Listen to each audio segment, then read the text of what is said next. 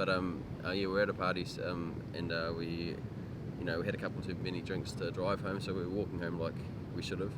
And as we were walking home, we were crossing the road down the end of Victoria Street, and there's about 8 or something of us, and then we were in the middle of the road, and then the car we noticed was coming towards us, and it was clearly speeding. So we all started running, and the car lost control and hit me at 70 kilometres. Apparently they worked out the skid marks, and I flew in the air for 17.5 metres, and my body was shut into a self-induced coma on the road, and then the ambulance was there pretty quickly, and then I got to Waikato Hospital, had an MRI and a CT scan, and my brain was swelling quite dramatically, and my breathing was still not good. They flew me up to Auckland in the helicopter, and they cut my right side of my skull off to let my brain swell out of my head, I suppose, and then I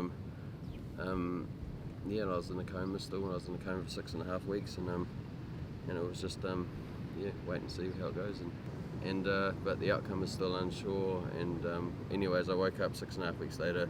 They drove me back down to Waikato, and then next thing they put me in a brain rehab unit in Hamilton, and I was there for 7.5 months.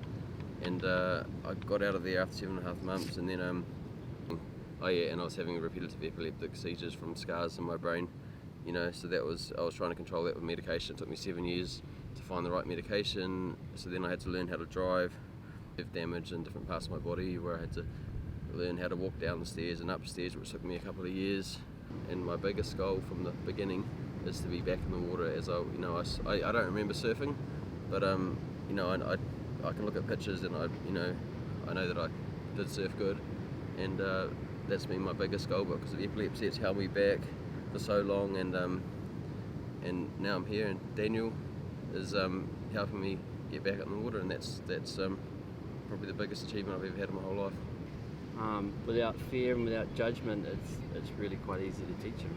I'm not even teaching him, I'm just guiding him through what he knows, and from the first time we went out, his body still knows what surfing is. So there are actions that you do when you paddle for waves, and there's a timing of things.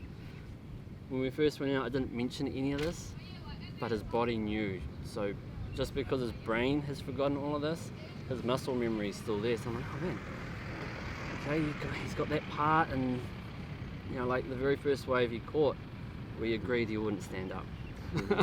Because in myself I was like, oh, what if he falls over? Da, da, da. But with his excitement and just knowing, he stood up.